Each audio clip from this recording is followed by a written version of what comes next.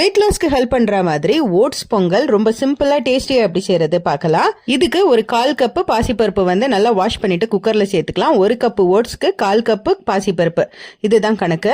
So இப்ப பருப்பு சேர்த்துட்டு இஞ்சி பூண்டு இதையும் சின்ன சின்னதா கட் பண்ணி சேர்த்துக்கோங்க. கொஞ்சம் உப்பு, தண்ணி சேர்த்து 2 விசில் விட்டு நல்லா குக் பண்ணி எடுத்துக்கலாம். பாசிப்பருப்பு ரொம்ப குவிக்கா வெந்துரும். இப்ப பாத்தீங்கன்னா நல்லா சாஃப்டா வெந்துருச்சு. இப்போ இதுல தேவையான அளவுக்கு தண்ணி சேர்த்துக்கோங்க.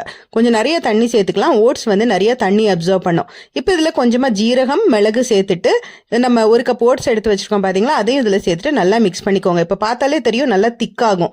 இப்போ சுடு தண்ணி சேர்த்து உங்களுக்கு தேவையான கன்சிஸ்டன்சிக்கு நல்லா வந்து ஓட்ஸ் சேர்த்ததுல இருந்து ஒரு 2-3 நிமிஷத்துக்குள்ளேயே பாத்தீங்கன்னா இந்த ஓட்ஸ் பொங்கல் சூப்பரா ரெடி ஆயிடுச்சு.